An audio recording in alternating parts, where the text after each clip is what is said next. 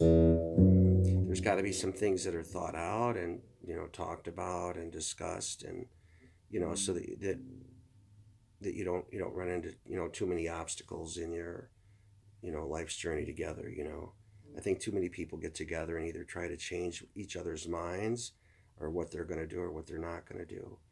um, I'm of the impression though that people that are doing TikToks and they're doing gyrating dances and they're luring more of a male audience, although under the cloak of food sales or clothing or whatever, um, that's a little suspicious to me, you know. And I think it would be to anybody. I'm not from Mars, and I'm the only guy looking at that. And how do you tell that? Like some people say, we're going to take a survey, and what'd you think of our service?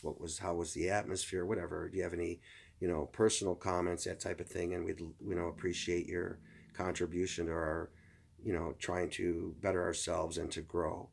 I kind of want to help those that are thinking that they're going to try to, through the lure of a dance and that alone, snag a man. You're going to get somebody that's not. It's going to be short term, and it's not going to be a long term relationship. So, um, and some guys like myself, we're not opposed to, corresponding, pen paling, whatever, and or FaceTiming, which is best, I think, to really get to know somebody. But unfortunately, it's such an expense to the opposite side that it's not done, unless there's an objective.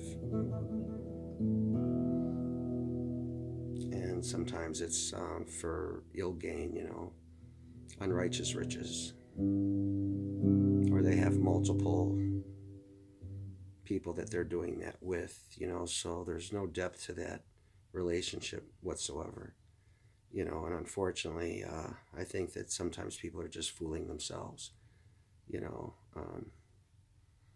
So, what I'm trying to do though is help those or find out from those, without being sent some pornographic, site to review or to see if I want to go there and explore options, because that's not an option to me. Somebody that's living that lifestyle. Um, but I'm often curious, for the women that are parading their junk to land the man. Once you get them, do you keep doing that? I mean, if you have a following of thousands or hundreds of people that are liking, the way you gyrate and do whatever, and they have access to that, do you continue to do that? And that's for anybody in any country. I wonder. It's kind of like selling something over and over again, and if you're selling honey, applesauce, whatever, and you used that form of advertisement to attract an audience, you can actually read your comments, and it'll show you exactly what people think or what they're saying. And if it's a lot of ooh baby and ooh I'd like to get some of that, and that's most likely the majority, or sexy or whatever. That's the, you know, you're selling applesauce and diapers, right? And then have responses like that. That's something to look at and to ask yourself, is this really what I want? Am I going to continue to do this with any dignity and pride?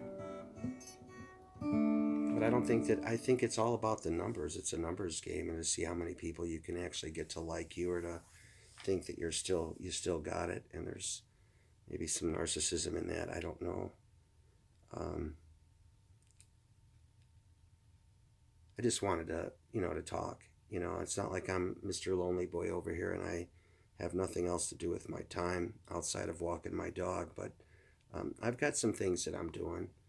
I'm not sharing so much of that, but my contributing to this questioning or trying to figure it out was because I demonstrated an interest. I guess came out of the single thinking and thought that I would get with somebody